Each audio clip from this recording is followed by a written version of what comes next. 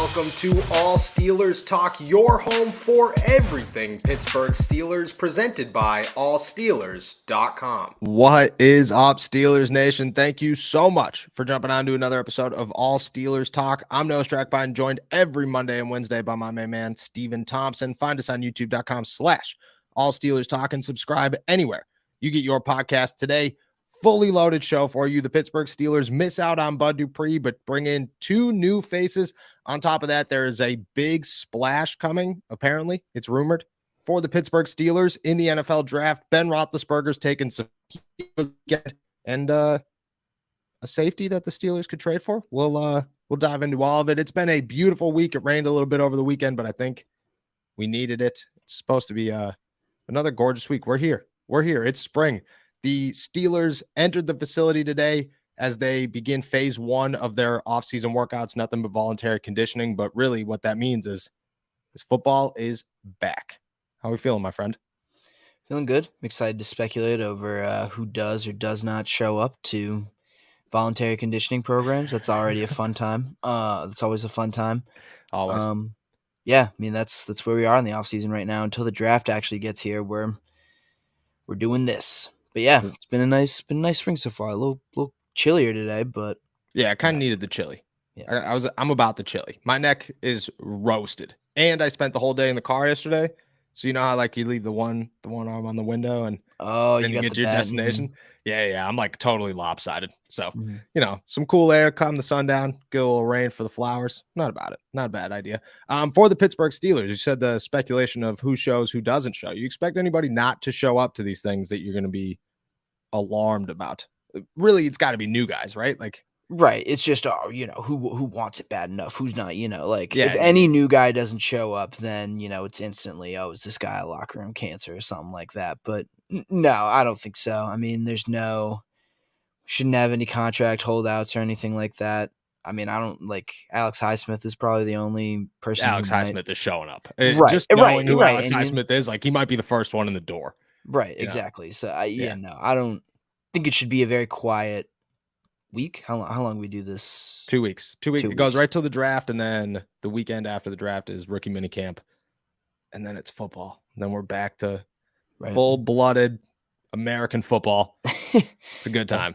This is the beginning of the end. I'm loving it. We got another month, 2 months till we get that break where it gets real boring. But for right now, things are heated, hot, and fully loaded. For Baltimore Ravens fans out there, or people, for the Pittsburgh Steelers looking for the demise over the weekend, Lamar Jackson, at least reports say, gave the Ravens an ultimatum that said, hey, look, I'll play if you trade for everybody in the league and nobody else. When you saw that, were you like, okay, well, Lamar Jackson, did your opinion change on Lamar Jackson? I think no, it makes sense. I would ask for that too. I would say get me someone to throw to, Yeah. And yeah, they got OBJ. So, the report was he wanted OBJ and DeAndre Hopkins. Yeah. All right, OBJ, that's whatever. But, I don't know. Is a 30-year-old OBJ coming off a ACL injury, is that really what's going to bring Lamar Jackson back to Baltimore? No, definitely not. Well, definitely not. yeah. We talked about that last week. There's just no way that's going to happen. My thing is, when I was golfing with my dad yesterday, and we were talking about it, and he was like, well, selfish quarterback. And for the first time this entire time, I was thinking, yeah, a little bit of a selfish act there to just say, hey, you bring everybody in, you pay me $200 million guaranteed, OBJ $18 million, DeAndre Hopkins $19 million. We won't have an offensive line. Screw the defense. Nobody else is getting paid because we're taking all the money. But we're going to look real good throwing the football. Let me tell you. I don't know. Opinion changed a little bit. Nothing crazy. It's been the other way. It's been the other way around for how long? For his entire career, where they've given him no pass catchers and they beefed up the defense. I don't know. I didn't really mind it. All right. I like that opinion. Calm me down a little bit. I'm about it. For the Pittsburgh Steelers, they've had plenty of headlines this weekend. I think the biggest one is Bud Dupree signed with the Atlanta Falcons, a 1-year deal opposed to a 2-year deal that the Pittsburgh Steelers reportedly offered him. Heads to Atlanta. I think the Steelers kind of looked at that as a lock. In the meantime, they released Jameer Jones. They're down to Quincy Roche as their only backup outside linebacker at this moment. I mean, you're looking at this situation. Are you as confused as I am? Are you as, there's somewhat of alerts, sirens kind of going off in my head going, what are they doing here? This is kind of worse than last offseason. Yeah, I was gonna say this. I was just thinking that this gives me shades of like last year, sort of with the defensive line, but mostly like I mean, there were a lot of other positions where they did this at where you just kept you went into the offseason saying, okay, they need to make moves here, here, and here, and then time keeps marching on. Guys keep coming off the board in terms of like free agents, that can actually be valuable assets, and the Steelers are just sitting there making. They haven't made no moves, but almost no moves. Not on the outside linebacker.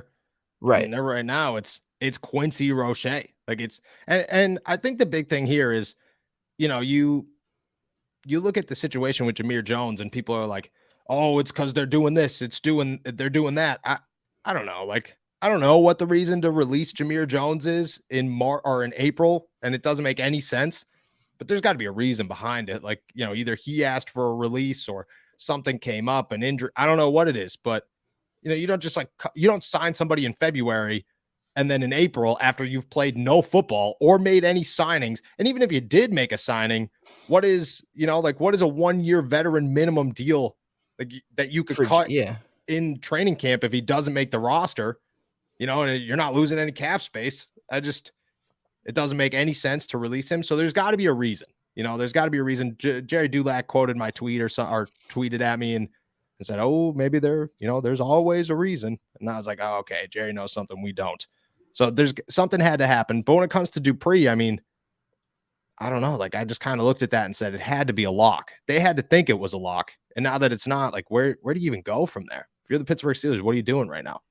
Right. Like, I don't know. Dupree seemed like, because the thing is, they do need some depth too, but like I don't know. They need some, especially at outside linebacker, they needed kind of a big name. They needed a guy who could contribute right away, and just the guys left on the board, like just looking at, over the cap, edge defenders or defensive linemen, like it's slim pickings out there. Like it is not really like between, I don't know. So at the top of the, like there's, after Dupree, there's Leonard Floyd and Frank Clark, Deion Jones, Robert Quinn. I don't know if they're going to be willing to pay a guy like that. No, I think that's my biggest thing right now is that like Frank Clark going to be too expensive. Leonard Floyd going to be too expensive. Justin Houston, old and expensive. Right. Carl Nassib doesn't play the same position. Mario Addison doesn't play the same position. Robert Quinn, old. Well, then just the drop off then to like Zach Cunningham or exactly. Jadeveon Clowney. Like there's no in between here between the guys who are going to be the, quote unquote elite guys who are going to be way too expensive versus these guys who might be worth a backup role and might be able to do that for you. Yeah, exactly. Like you are now faced, if you're the Pittsburgh Steelers, with a situation where you could sign one of these guys and say, okay, well, this is good depth, better than, last training camp when they walked in there with Derek Tushka as their guy. And we were making a big deal out of Deontay Scott, being like, these two are going to lead the way as the Steelers backups. Yikes. You look at it now, you could sign one of those guys. You could go out and sign a lower free agent that isn't going to make huge impact, but then you still got to draft somebody. And at that point, you're using a draft pick on a position that I think you already kind of thought you had filled. Like you weren't prepared for this if you were the Pittsburgh Steelers, and maybe they were, but in my eyes, they were not. Like they thought, and again, I don't know what happened with Jameer Jones. I don't think that the Steelers just cut him because they were like, oh, well, we only want 3 edge rushers going into training camp. We don't want, or going into the NFL draft. We don't want 4. I don't know why they cut him, but I think a week ago they looked at this situation and said, oh, we'll have Bud Dupree, we'll have Jameer Jones, we'll have Quincy Roche. We could probably draft somebody in the middle to the late rounds of the draft, and we could feel pretty good. Right now, they got to be looking at this and going, we might have to draft somebody in the 2nd round. We might have to draft somebody in the 3rd round. Right. Where are you going? I was going to say, it puts so much pressure on the draft now. If you're not going to make a move for the draft in less than 2 weeks and a week and a half, you're you're kind of SOL, and you've got to you've either got to reach for an edge rusher at a pick that you probably don't want to do that at, or you're taking one of these lower tier, like second or third tier free agents, which are becoming like fewer and further between. Like the longer you wait, the worse your sign is going to be. Quite frankly, you're just not going to get someone. I don't know. I feel like the price is only going to go up for edge rushers. The fewer of them are left on the board, especially for the Steelers, who people know need one. Exactly. They're not making. With time will not make this any easier on themselves. No, and you look at who they brought in for pre-draft visits. Like if you're like, oh well, they're minimum homework on them. Just to be totally honest, they've done minimal. They brought in Tula Pelota, from USC, Robert Beal from Georgia, and then Felix, I can never pronounce his last name, Uzoma out of Kansas State, which they're all quality edge rushers. They're probably all second or third round guys. But you've only draft visits. You've gone to pro days. You've done your homework on names like Lucas Van Ness. But Lucas Van Ness, you're going to have to trade up for that.